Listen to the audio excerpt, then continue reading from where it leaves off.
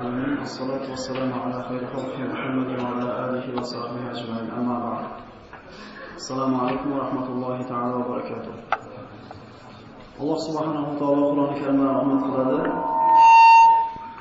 أستعيذ بالله ومن يتوكل على الله فهو حسبه qaysi bir kishi Allohga tavakkul qilsa, bas u kishining ishi Allohning zimmasidadir. Marhamat qiladi. Mana o'tgan safargi suhbatimizda Ibrohim alayhisolamning qissasini boshlagan bo'ldik. Va ana shu o'tgan mavzuimizni qisqacha bir takrorlab qo'yadigan bo'lsak, maqsadga muvofiq bo'lsa kerak. Ibrohim alayhisalom mana solih qavmi, Samud qavmi halok bo'lgandan keyin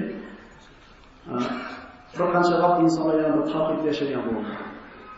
Va yana kufrga qaytdi. Alloh taolo mana aytdik, zino ko'payganda yoki aroqxo'rlik ko'payganda emas, balki shirk, Alloh taologa kufr ko'payganda payg'ambarlarni yuborgan deb aytdik. Falastin, Iroq, Misr va boshqa yerlarda insonlar yana kufrga qaytishdi. Bu safar Alloh subhanahu va taolo payg'ambarlarning eng ulug'laridan bo'lgan, payg'ambarlarning otasi bo'lgan Ibrohim alayhisolamni payg'ambar qilib yubordi. Ibrohim alayhisolamning qissasi Qur'onda mana qaraydigan bo'lsak, Ibrohim alayhisalom haqida 25 ta surada so'z boradi. 73 o'rinda zikr qilinadi. 73 o'rin degani 73 ta oyat degani emas. Bir joyda 4 ta oyat bo'lsa, bir joyda 50 ta oyat bo'lsa, mana shunday oyatlar majmuasidan 73 ta o'rinda Ibrohim alayhisalom zikr qilinadi. Mana o'tgan safargi suhbatimizda shu narsani gaplashdikki, Ibrohim alayhisalom ana shu 16 yosh paytida nabiy bo'lgan dedik. Da'vatni o'zini otasidan boshlaganiga guvoh bo'ldik. Ey otajon, otajon, otajon. Faqat ana shu shirin suhbatlik bilan, yumshoqlik bilan, halimlik bilan da'vatni boshlagan bo'ldi. O'shuncha Alloh taolo mana Qur'onda marhamat qiladi. Ey iymon keltirganlar, o'zingizlarni va ahli ayolinglarni, xonadoninglarni jahannam o'tidan saqlab olinglar dedi. Olgan xulosamiz shu bo'ldiki, da'vatni inson o'zini oilasidan boshlashi kerak. Ya'ni qiyomatda Alloh taolo har bitta kishini o'zi haqida so'raydi va xonadoni, oilasi haqida so'raydi. Boshqalarga yetkazmaganligi bu inson ana shu iymoniga bog'liq bo'ladi. Alloh taolo Qur'onda marhamat qilgan: "Kuntum khayru ummatin ukhrijat lin-nas, ta'muruna bil ma'ruf va tanhauna 'anil munkar va tu'minuna billah." Insonlarga chiqarilgan ummatda eng afzali sizlar bo'ldinglar dedi Alloh taolo. Nimaga degan savolga javob shu ekanki, chunki Muhammad alayhisolamning ummatining hammasi yaxshilikka buyurib, yomonlikdan qaytarar ekan. Bizda mana shu sifat bo'lsa, lekin Alloh taolo maqtagan ummatda eng afzallardan bittasi biz bo'lamiz.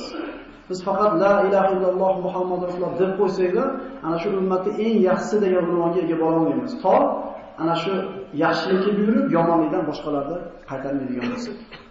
Ibrohim alayhisalom mana o'zini xonadonidan otasidan boshlandi. Lekin da'vatga otasi quloq tutmaganidan keyin ularni ana shu yomonliklarda asli ildizi bo'lgan butlarni yo'q qilishga qasd qildi. Mana shu narsaga e'tiborimizni qaratishimiz kerak bo'ladi. Rasululloh sollallohu alayhi vasallam Makka ga payg'ambar bo'lib yuborganlarida Ka'baning ichida 300 tadan oshiqroq but bor edi. Atrofida 300 dan oshiqroq but bor edi. Rasululloh sollallohu alayhi vasallam bu butlarni sindirishdan boshlagani yo'q da'vatini. Bu butni insonlarning qalbida sindirdi. Keyin insonlar Allohni tanib, iymonni tushunganlardan keyin o'zlari chiqqan shu silingan butlarini parcha-parcha qilishdi. Demak, ko'zimiz ko'rib turgan munkarni hali qalbimizni o'zgartirmasdan turib, bu narsani o'zgartirishimiz imkoniyati bo'lmasa kerak. Chunki Alloh taolo Qur'onda marhamat qiladi: "Innalloha la yughayyiru ma biqawmin hatta yughayyiru ma bi anfusihim." Alloh taolo insonlar o'zlarining ichidagi narsalarini tarbiya qilib tuzatmagunlaricha Alloh ularning atrofida hayotini isloh qilmaydi. Demak, ayolimizdan, o'g'il-qizlarimizdan bir ibodatni, taqvoni talab qilgan paytimizda, ya'ni oilamiz islomiy bo'lishini xohlagan paytimizda, jichi insof qilaylik, o'zimizga ham qaraylik. Biz kim bo'lsak, farzandlarimiz, ayollarimiz o'zimizga loyiq bo'ladi. Biz o'zimizni kimligimizni bilishlikning yo'li juda oson. Bu yerda hech kim o'zini yomon deb bilmaydi. Shunday emasmi? Hamma dunyoda qilayotgan ishini to'g'ri deb biladi. Hattoki ana shu biz kinoda ko'rayotgan qaroqchilar ham boylarligini olib kambag'allarga beryapmiz deb, ular ham o'zlaricha nima to'g'ri ish qilyapti. Dunyoda inson bir qilayotgan ishini to'g'ri deb bilmasa, qilmaydi shu narsani. Shunday emasmi? O'g'ri ham aytadi: "Bilasanmi, men necha marta Alloh deyman, bitta ishimni ko'zga tushadi" deydi. Har bitta odam o'zini qilayotgan ishini to'g'ri deb biladi. Demak, siz bilan biz xonadonimizni isloh qilishdan burun o'zimizga qaraylik. O'zimiz yaxshi bo'lsak, Alloh taolo ularda tavfiqqa insofga keltirishiga oson bo'ladi. Ibrohim alayhisalom butlarni sindirmoqchi bo'ldi va butlarni sindirdi ham.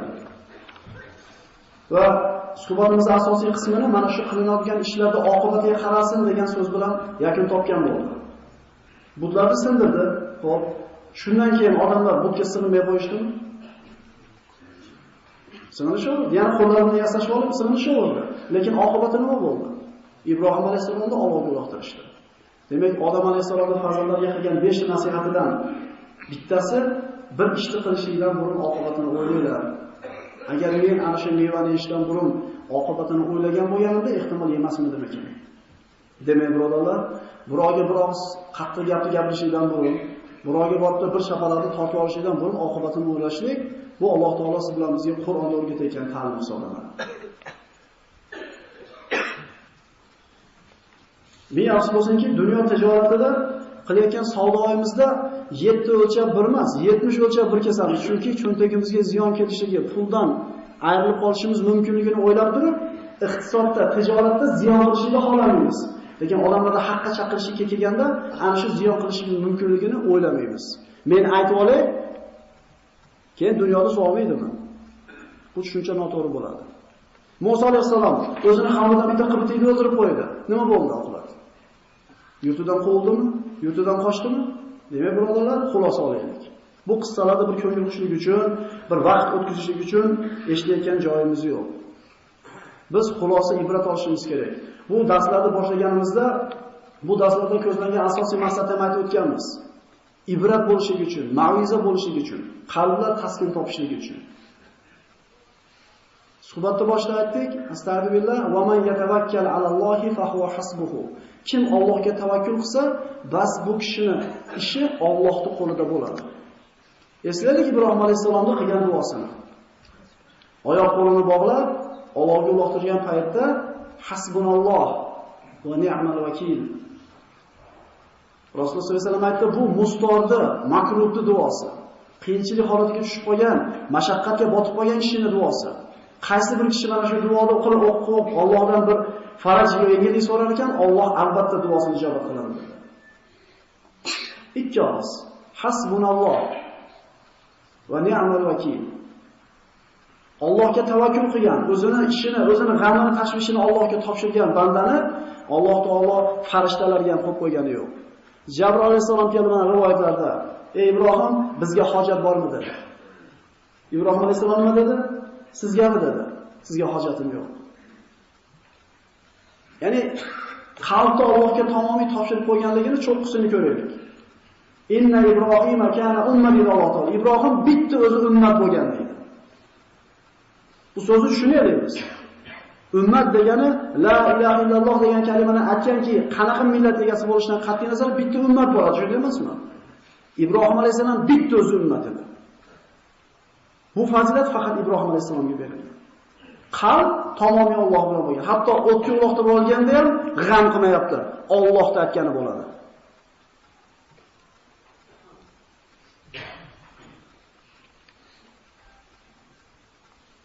Alloh taolo Ibrohim alayhisalomni juda bir chiroyli suratda saqladi. Astagfirullah, kunna ya naru kunni bardan va salaman ala Ibrohim. Ey o't, Ibrohimga sovuq va salomat bo'lgin dedi. Abdulloh ibn Abbos aytadi mana shu oyat sharhida, agar Alloh o'tga sovuq bo'ldi, orqasidan salomat bo'lgin demaganida, o'tni sovug'ini ziyon tegib qoladi Ibrohim alayhisalom. Alloh taolo o'zi bilar ekan, qandoq qilib saqlab olishlikni. Musa alayhisalom o'zini qavmidan bir odamni o'ldirib qo'yib, ya'ni keyingi darslardan bir shingil olaverayliklar. Bari sizlardagi o'sha dars inshaalloh. O'zini qavmidan bir odamni o'ldirib qo'yib, Madiyanga qarab qochib ketdi. Oyoq kiyimlari yetilib ketdi. Yegan hech narsa yo'q, qorni yopishib ketdi bir-biriga. Mana shunday qiyin ahvolda cho'lda bordi, Madiyan qavmi qo'ylarini sug'oradigan joyga borganda, odamlar qo'y qo'zlarini sug'oryapti. Ikkita qiz bir chekada qo'ylarni to'sib, boshqalarni qo'yga aralashib ketishidan to'sib turibdi. Shunday borib turib, sizlar nimaga qo'ylaringizni sug'ormayapsizlar? Otamiz qari choldi, biz ayol kishi bo'lganligimizdan erkaklarga aralashmay turamiz deydi. Bu ikkalasi Shuayb alayhisolamning qizlari edi. Payg'ambar otasi. Shunda Musa alayhissalom qo'llarini sug'orib olib berib, jo'natib yubordi-da, daraxtga o'tirib duo qildi. O'zini yurtidan quvilgan, yurtidan, vatanidan ajragan odam nima so'rashi mumkin Allohdan? Biz sirazi bilamiz. Menga mono kerak, mono kerak, mono kerak. 3-4 ta narsani aniq bilamiz-da, mono narsa kerak. Musa alayhissalom nima kerakligini aytmagan ekan Allohga. Chunki Robbisi o'zidan ko'ra yaxshiroq bilishiga ishongan ekanda. Mana o'tgan safar ham aytdik, bizga nima kerakligini hamma biladi bu yerda. Sizga 3-4 ta narsa kerak, sizga 5 bilamiz bizga. Robbim mendan ko'ra menga nima kerakligini yaxshiroq biladi degan e'tiqodimiz juda zaif bizda. Daraxtga o'tirib, oyoqlari tovoqlari yetilib ketgan, og'zidan va chayni o'rgandan zangori rang chiqib qolgan Musa alayhissalom daraxtga borib o'tirib turib duo qilgan. Robbi inni lima anzalta ilayya min khayrin faqir. Parvardigoro, sen menga tushiradigan yaxshiligingga muhtojman dedi. Ya'ni menga nima kerakligini men bilmayman, sen bilasan dedi. Yaxshilikni so'rayapti, lekin qanaqa ko'rinishda, qanaqa formada bo'lishini aytayaptimi? Biz rangini qo'shib aytamiz-ku, to'g'rimi? Kasafalar. Rangini, yilini, qandaydir sifatlarini bilamiz. Mana joydan oq so'tik bo'lsin, araqadan suv oqsin va hokazolar. Shunday emasmi? Biz aniq bilamiz, o'shadan oq so'tik yer olsak bizga yaxshi. Nima qilasiz? Gilos ekib qo'yasiz. Alloh biladi u narsa sizga baxshimi yo'qmi. Va asan antakra xo'shayroq va xayrun lakum. Hayotingizda bir sodir bo'lsa, sizlarga yoqmaydi dedi Alloh. Ehtimol orqasida yaxshilik bor. Va sizlarga bir narsa yoqadi hayotingizda. Ehtimol orqasida yomonlik bor.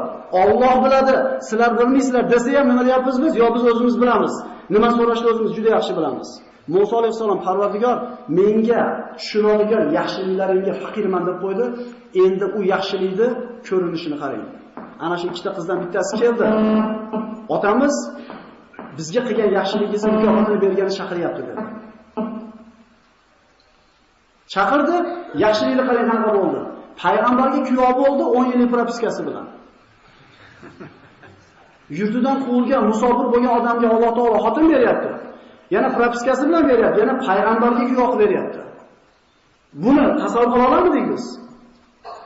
O'shuning uchun bir narsa so'rayotganda, birodarlar, Parvardigor menga nima kerakligini mendan ko'ra sen yaxshiroq bilasan, sen meni Robbimsan deya olamizmi?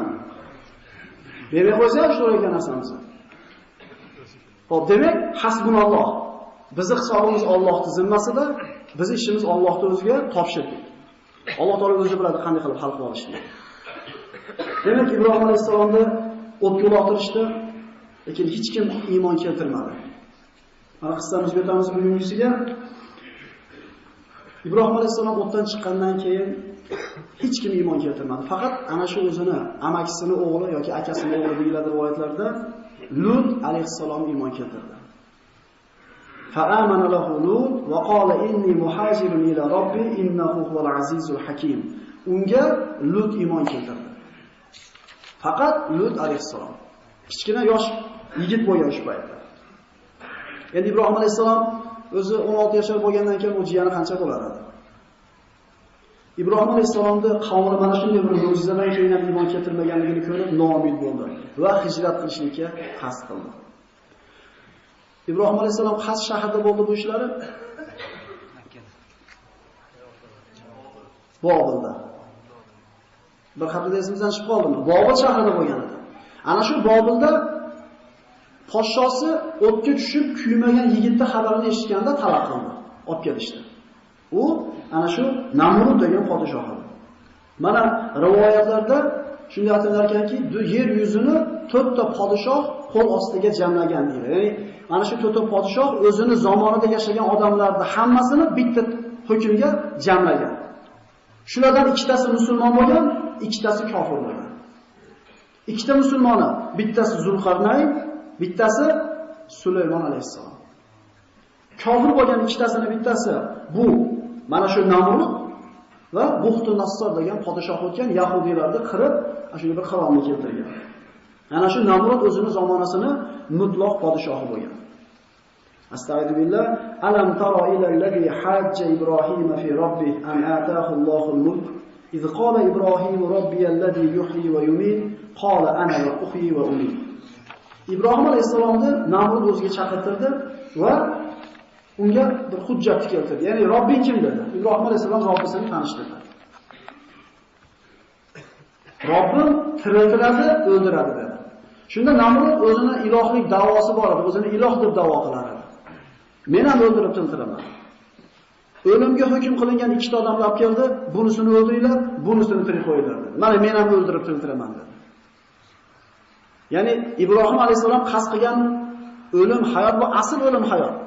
Lekin bu odam bilan hujjatlashishga hojat qolmayapti. Ya'ni osoni bir xil odam bo'ladiki, bir tushunishlikni xohlamaydi. Biror bir oyat yoki bir narsani tushuntirmoqchi bo'lsa, tushunishlikni xohlamaydi, tortishlikni xohlaydi. Bunaqa odamga qiladigan aniq ekan. Savol ham bir necha xil ma'noda beriladi. Bir narsani bilish uchun, masxara qilish uchun yoki so'ralayotgan odamni ilmini tekshirishlik uchun va hokazo. Ibrohim alayhisalom keyingi munozaraga o'rin qo'ygani yo'q. Astagfiru billah. Qala Ibrohim fa inna Alloha ya'ti bish-shamsi minal mashriqi fa'ti biha minal maghrib fa buhita allazi kafar wallohu la yahdi al-qawmal zolimin. Ibrohim alayhisalom aytdi, "Meni Robbim dedi. Kunni mashriqdan chiqarib mag'ribga botkizadi" dedi. "Sen mag'ribdan chiqarib mashriqqa botkizib berchi" dedi. Tabiiy bu narsa Alloh taoloning qo'lida. Shu o'rinda Namrud og'zi yumildi.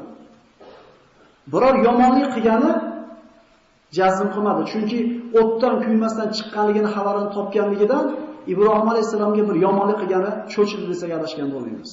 Va o'zini oldan chiqarib yubordi. Ibrohim alayhisalom Shomga, Suriyaga hijrat qildi.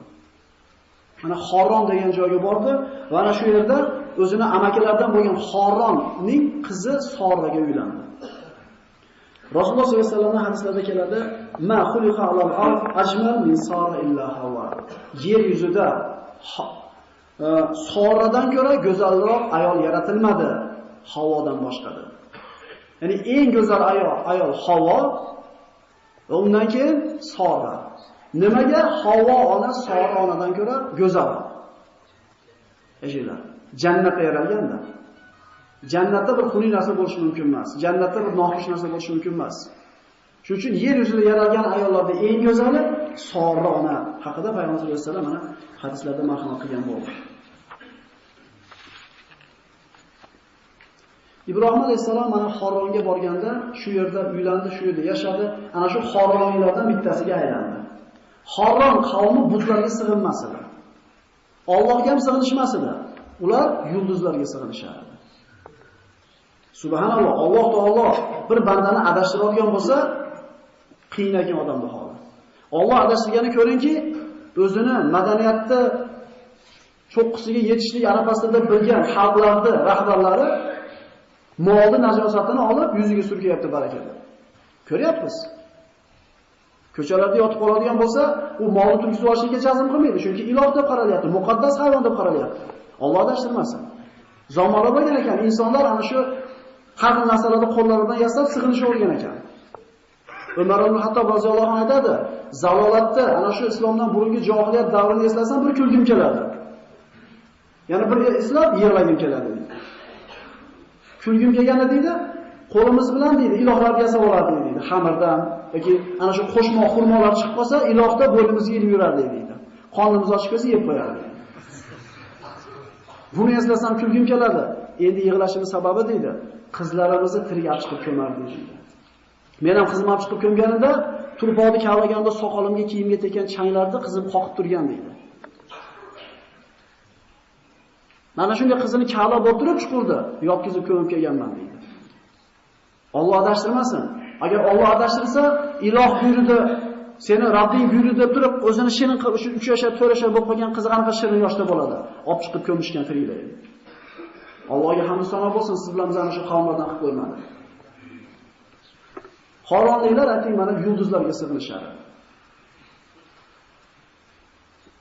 Ibrohim alayhisalomga Alloh taolo mana va kadalika nuri Ibrohim malakutas samawati val ard va liyakuna minal muqinin.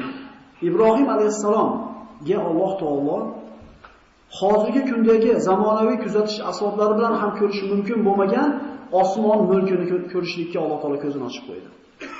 burjlar, yulduzlar, ana shu galaktikalar deymizmi, sazveziyalar deymizmi, shularda hammasini ko'rishlikka Alloh taolo mavhibani berib qo'ydi. Ko'zidan mana shu pardani olib qo'ydi.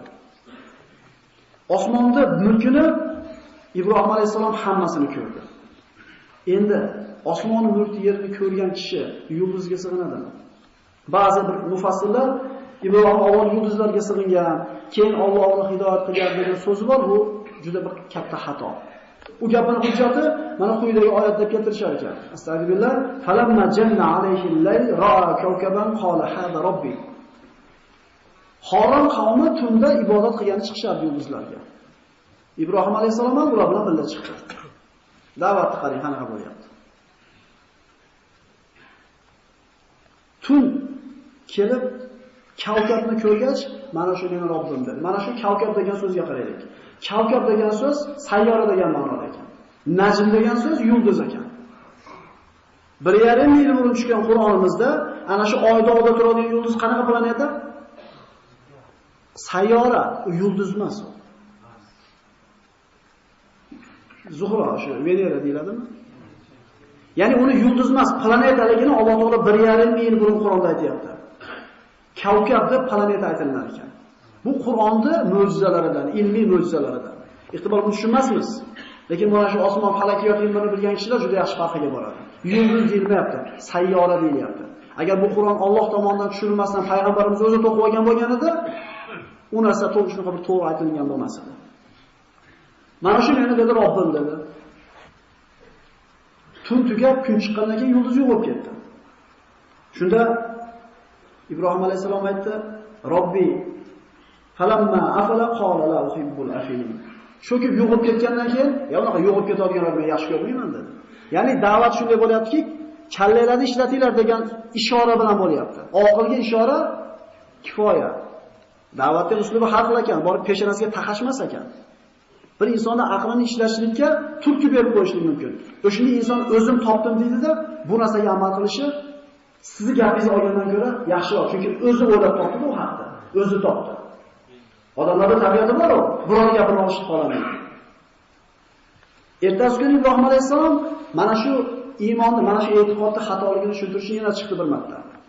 Falamma ra'a al-qamara bazigan qala hada robbi falamma afala qala la in lam yahdini robbi la akunanna min al-qawmi ad-dallin. Ertasi kuni ibodat qilgani tunda yana chiqdi, oyni ko'rdi. Oy endi katta, chiroyli to'lib chiqqanmi? Mana meni Robbim dedi. Yo'qolib ketgandan keyin aytdiki, Parvardigoro, agar o'zing hidoyat qilmasang, men to'g'ri yo'lni topa olmayman ekan. Ya'ni ishora, ey insonlar, qaranglar, sizlar sig'inayotgan narsalar bu ibodat qilishga loyiq narsa emas. Sizlarga ham foyda ham ziyon ham yetkiza olmaydi bular. Allohning mahluqlari bular. Tong otdi, oftob chiqdi. Astagfirullah, falamma ra'a ash-shamsa bazighatan qala hada robbi, hada akbar. Tong otib quyosh chiqqach, quyoshga qarab aytdi, mana meni Robbim dedi. Bu kattaroq ekan dedi. U ham botgandan keyin aytdi, ey qavm, men sizlar shirk keltirayotgan narsalardan pokman dedi. Ya'ni yulduzga sig'inib turib tushuntirdi xatosini. Ya'ni sig'ingan bo'lib turib, sig'inib demadi. Oyni kattaligini ko'rib turib, unga dalolat qildi, odamlarning kallasini ishlashlik uchun. Ya'ni ba'zida bir siz bilan bizga bir hayotimizga kirib ketgan bir mayda shunday shirklar bor-ku. U tumorda hech bo'lmaydi. Yechib oling nima bo'ladi? Ha? Ali bir narsa sef qo'ydi dedi, hokazolar. Shunga o'xshab taqa qoqib qo'ydi degan gaplarimiz bor. Ishlar endi yurishmaydi, ishlar orqaga ketadi. Mayli, meniki orqaga kelsin. Buni kim aytadi? Buni haqiqatan yaxshilik ham, yomonlik ham Allohdan deb bilgan haqiqiy mo'min qo'ymaydi bu narsa. Mana aytdik, Alloh agar adashtiradigan bo'lsa, insonlar sigirlarga, toshlarga va boshqa narsalarga sig'inib ketaverar ekan. Allohga hamd va sano bo'lsin. Shunda qavmi unga qarshi turdi, rad qildi. Va hajjahu qawmuhu qala tuhajjuni fillah wa qad hadan wa la akhafu ma tushrikuna bihi illa an yasha'a robbi shay'a wasi'a robbi kulli shay'in ilman afala tadhakkarun. Sizlar Allohga shirk keltirib qo'ymaysizlar-ku, men sizlarni butlaringlarni yoki yulduzlarni so'kib qo'yib turib, men qo'rqayman. Ya'ni qaysinisi qo'rqib yashashlikka ko'proq loyiq? Xoron qavmidan yana hech kim iymon keltirmadi. E'tibor beraylik-da. O'tga tushib chiquvdi hech kim iymon keltirmadi Nuh alayhisolamdan boshqa. Bir qavmga borib turib, necha yil yashadi, shularda da'vat qildi, iymon keltirmadi hech kim. Nuh alayhisalom 1000 yil, 900 yil qavmini da'vat qildi, 10 ta yoki 80 ta ko'p bilan odam iymon keltirdi. Bu hidoyat degan ne'matning qadri qanchalik balandligini ko'rib qo'yaylik. Alloh taolo siz bilan bizga bergan bu ne'matni shukrini ado qilaylik. Chunki 100 yil qo'shnisi payg'ambar bo'lib turib, 900 yil otasi payg'ambar bo'lib turib, bolasi kofir bo'lib ketavergan ekan. Ibrohimdek o'g'li payg'ambar bo'lgan Ozor kofir bo'lib ketavergan ekan. Ibrohim alayhissalom mana Misrga hijrat qilishlikni qaror qildi. Iroq, Shom, Falastin, endi Misr. Misrga o'zini ayoli Sora bilan hijrat qilib ko'chib kelgan paytda ana shu Misrning hokimiga nihoyatda bir go'zal ayol bilan bir kishi Misrga kelganligini xabar aytildi. Misrning hokimi fojir kishi edi. Va ana shu ayolni borib olib kelinglar. Borib so'raylar, agar u bilan kelgan kishi uni eri bo'lsa o'ldiringlar. degan buyruqni berganda Alloh taolo Ibrohim alayhisalomga Jabroil alayhisalom orqali xabar yetkazdi. Shunda Ibrohim alayhisalom Soraga qarab aytdiki, agar ana shu askarlar kelib, men haqimda sizdan so'rasa, bu kishi kim deb so'rasa, akam deb qo'ying dedi. Bu uchinchi yolg'on edi. Alloh yo'lida akasi. Haqiqatan hammamiz aka-ukamiz bir, shunday emasmi? Qasam dedi Alloh taologa Ibrohim alayhisalom. Yer yuzida ikkalamizdan boshqa birorta musulmon yo'q dedi. Lut alayhisalomdan tashqari. Faqat Ibrohim va Sora ona.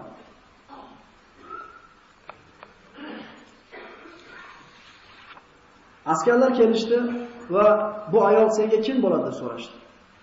Ibrohim alayhisalom singlim dedi. Yolg'on gapirdi. 3 marta yolg'on gapirgan. Mana shu narsani muhokama qilamiz hozir. 3 marta yolg'on gapirib qo'yib, qiyomatda Ibrohim alayhisalom qo'rqib turadi o'zini holidan.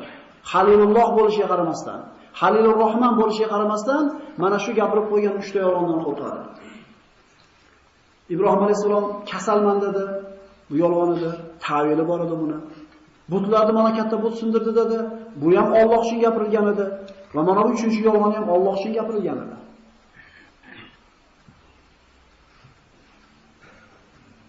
Mana yolg'on gapga kelsak. Hozirgi kundagi yolg'onlarimizdan farqi bor bu chala yolg'onda. Biz hozirgi kunda yolg'onni nonga qo'shib yeydigan bo'lib qolganmiz. Ikkita so'zimizni bittasi yolg'on bo'lib qolgan. Ibrohim alayhisalom Alloh yo'lida gapirgan, yolg'ondan cho'chib turib, qiyomatdagi qo'rquvni ko'raylikki, qiyomatda Alloh odamlar shafoat istab qolishadi. Odam alayhisalomga barabar hadislarda aytiladi. Odam alayhisalomga borib, "Ey ota, siz hammamizni otamizsiz.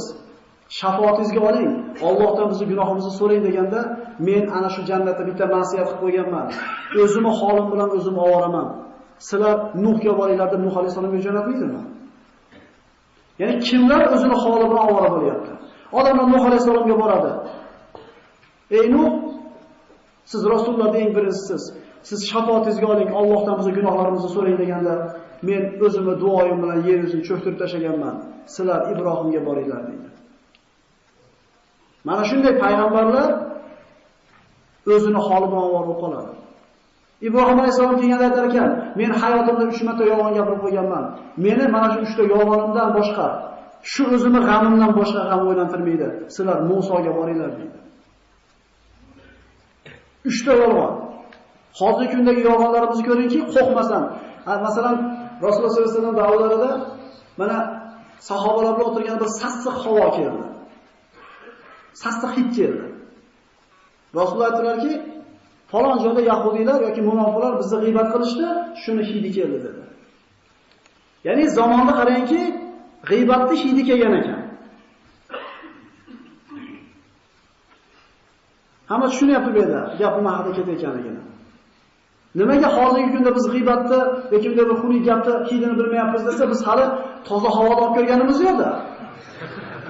Biz hali g'iybatsiz yoki shikoyatsiz, yolg'onsiz bir jamoat bilan yashab ko'rmadik-da. O'shuning uchun biz bu qulog'imizga oddiy narsa o'qib qo'ygan. Biz ajrata olmay qolganmiz bu hidni. Yolg'on so'z. Rasululloh sollallohu alayhi vasallamning hadislarida keladi, munofiqning 4 ta belgisi bor deydi. Munofiqning 4 ta belgisi bor. Kimda mana shu to'rtta sifat bo'lsa, bu xolis munofiq deyilgan. Toza munofiq. Agar kimda mana shu 4 ta sifatdan bittasi bo'lsa, bu odamda munofiqlikda bir qismi bor deydi. Birinchisi iza hadatha kadaba. Agar gapirsa yolg'on gapiradi. Va iza va'ada akhlafa. Va'da bersa, va'dasini bajarmaydi. Va iza tumina xona. Agar omonat qo'yilsin nima qiladi? Xiyonat qiladi. Va iza xosama fajara. Agar birov bilan husumatlashib qolsa, ochiq dushmanlikka, bir-biriga ziyon yetkazishlikka o'tadi. Ya'ni o'zimizni bir qator elab ko'rsak, bittasiga elashib qolarmiz. Agar ikkitasiga bo'lib qolmasa.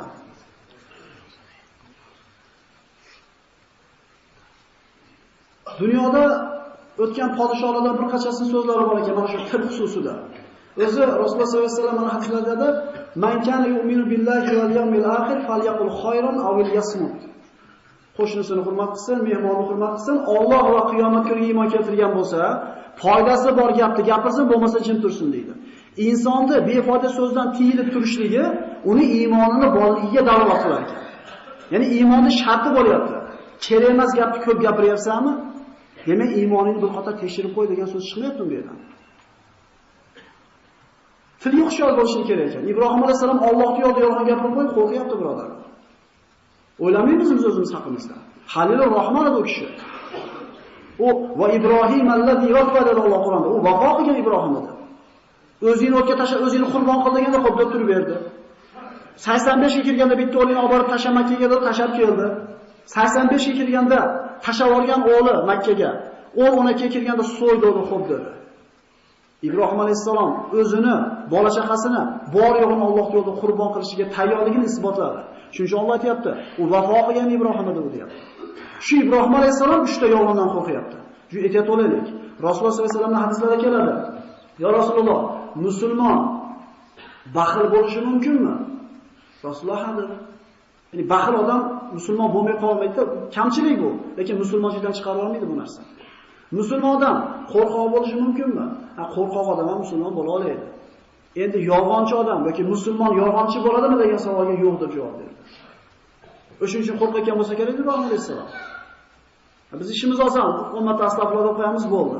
Bir to'rttadan sadaqa qilib qo'yamiz bo'ldi. Alloh biladi. Alloh biladi. Biz o'zi yolg'ondan tiyilishlik ham bizning qo'limizda emas, asli insof bilan qarasak. Agar Alloh tavfiq bermasa. Mana bir kishi ukalarimiz so'radi, hidoyat Allohdan deb tashab qo'yib yurish kerak emas, bandani o'zidan degan shu noto'g'ri tushunuvchilar ham bor bu yerda. Hidoyat Allohdan, lekin hidoyatni so'rab birinchi inson qo'lini uzatadi. Inson Robbis tomonga bitta qadam bossa, hadis qudusiylarda keladi, Parvardigor 2 qadam bosaman deydi. Men tomonga qarab yurib kelsa, men yugurib boraman deydi. To yaxshi ko'rib qolaman shu bandamni deydi. Demak, 2 tomonlama bo'ladi. Birinchi qadam kimdan bo'ladi? Alloh insof berganda men ham tashlayman qilishimni. Alloh insof berganda namoz o'qiyman, Allohga tashab qo'yishlik. Suv turganda engishib ichmaslik bilan barobar, suv kelsa ichib qo'yaman deyish bilan barobar. Inson birinchi qadamda bosadi, Parvardigor 2 qadam bosaman deyapti. Shuning uchun akalar, ukalar, agar shunaqa bir noto'g'ri tushuncha olgan bo'lsa, hidoyat Allohdan deb gapirayotganim bu yerda. Alloh yaxshi ko'rgan bandasiga beradi hidoyatni, hidoyat Allohning qo'lida. Lekin banda o'zi nima qilish kerak? Berishlikni xohlamasa, Alloh taolo Fir'avn cho'kayotganda kalimani keltirdi ham, aytdi ham, qabul qildimi? Qabul qilmadi. Xohlasa beradi. Lekin banda doim so'rab harakat qilishi kerak bo'ladi. To'g'ri tushunaylik bu narsani.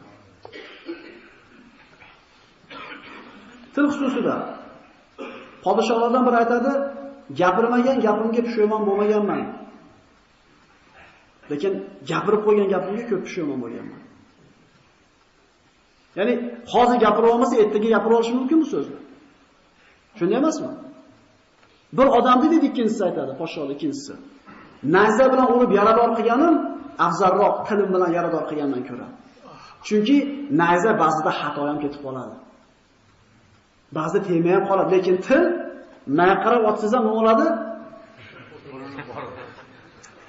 Ulamolar aytadi, til qafasdagi arslonga o'xshaydi. Qafas yopib turar ekan, arslon hech kimga ziyon yetkazmaydi. Endi qafas ochilar ekan, albatta ozor beradi. Tilga hushyor bo'lishlik kerak. Ibrohim alayhisalom mustorboy gapiryapti bu yolg'onda. Alloh uchun, lekin qo'rqyapti Allohdan. Biz hushyor bo'laylik yolg'ondan. Chunki iymonda borligini yo'qligini belgilab qo'yadigan amallardan bittasi. Luqmon Hakim, mana Qur'onda Luqmon surasi bor, hammamiz bilamiz. Habash bo'lgan ekan. Qora habash bo'lgan ekan. Ana shu bir avliyolik, payg'ambarlik darajasiga yetib, nasihatlarini Alloh taolo Qur'onda zikr qilgan. Qora qul bo'lib turib, negir bo'lib turib, shu darajaga yetganda odamlar so'ragan ekan: "Ey Luqmon, mana shu darajaga, mana shu manzilatga qanday yetib keldingiz?" Ota-bobongiz ilmli bo'lib kelgan bo'lsa tushunarli. Ota-bobongiz podshoh bo'lib kelgan bo'lsa tushunarli. Endi siz qora habash edingiz-ku, mana shu manzilatga qanday yetdingiz deganda 3 ta sifatni aytadi. Qo'limizdan kelar ekan, akalar. Bu cho'ntakda pulga, kalladagi ilmga yoki bilakdagi quvvatga bog'liq narsa emas. Hamma qo'ldan keladigan ishni aytadi. Birinchisi sidqul hadis. Yolg'on gapirmadim. Rost gapirdim. Inson doim rost gapirsa, kam gapiradigan bo'lib qoladi. Shunday emasmi? Sizdan savol so'rasa, yolg'on gapira olmaysiz, nima qilasiz? Indamay turasizlar. Ha, yana bir kun amalib borar edingiz. Desa ortiqaga balaydi, tiliga balaydi. Ikkinchisi adaul amana, omonatni egasiga berdim, omonatga xiyonat qilmadim. Birov omonat deb so'z aytsa, albatta biz ham bitta omonatdor odamimiz bo'ladi, shunday emasmi? Siring asring deydi ulamolar, ichingda turar ekan deydi. Siring tashqariga chiqdimi, sen siringni asrasan deydi.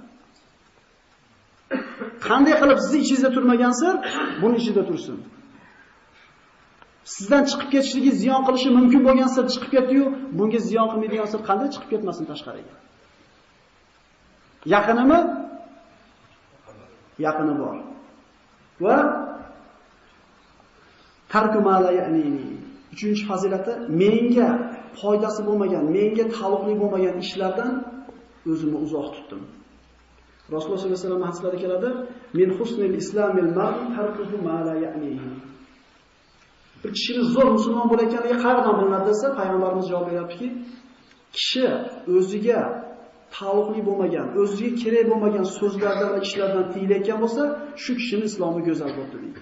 O'shana bo'lsak, gap ham kam bo'ladi. Ancha-muncha narsaga aralashmaymiz ham. Shunday emasmi? Demak, kishini zo'r musulmonligi o'ziga befoyda bo'lgan so'zlardan, ishlardan tiyilayotganda bilinadi. Mana til haqida ko'p gapirdik. Ibrohim alayhisalomda mana ayoli Soraga ana shu askarlar kelib olib ketishdi. Ibrohim alayhisalom qo'lidan hech narsa kelmadi.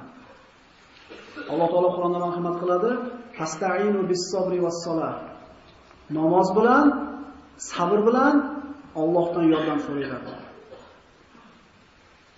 Bis-sabri was-salah. Sabr qilinglar, namoz o'qinglar. Soroni olib ketishdi. Ibrohim alayhisalom ana shu Allohga namoz o'qishlik bilan duo qilib turdi. Ba'zi rivoyatlar bor ekan, endi unda zaifliklar bor. Ibrohim alayhisalom mana shu bo'layotgan ishlarni hammasini ko'rib turgan degan rivoyatlar ham bor ekan, unda zaif. Muhim hujjat xatta emas. Sora onani mana oldiga hokimni oldiga olib kelgan paytda hokim qo'lini uzatadi. Sora Allohga duo qiladi. Allohumma in kunta ta'lam anni amantu bik va bi rasulik va ahsantu farji illa ala zawji fala tusallit alayya al-kafir. Ma'nosi shu ediki, Parvardigoro, albatta sen bilasan, men senga iymon keltirdim. Payg'ambaringga iymon keltirdim. O'zimni erimdan boshqadan saqladim, o'zimni pokiza saqladim. Shuni bilasan, endi menga kofirni ustimda hukmron qilib qo'ymagin dedi. Yana qaraylik. Kim bor Sora onani yonini oladigan? Xuddi Ibrohim alayhisalom bo'lib kelib borganda hech kim yonida yo'q degan yaramagandek. Eri payg'ambar yolg'on gapirishdan boshqa chora topa olmay qoldi. Kim bu mushkulani hal qilib beradi endi?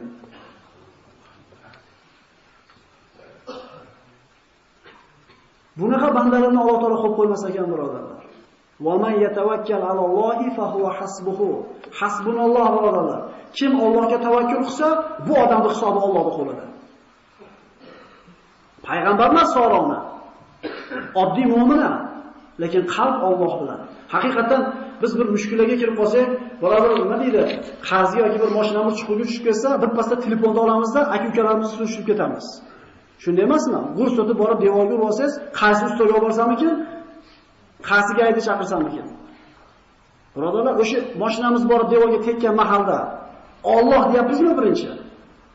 Bir musibatga kirib qolganda, hali birovga qo'ng'iroq chalib, birovga bir dardimizni aytmasdan turib Alloh deyapmizmi? Birinchi kimga yig'layapmiz?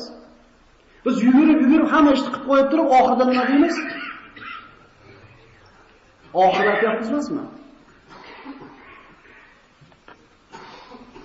Tavakkul nima edi tavakkul?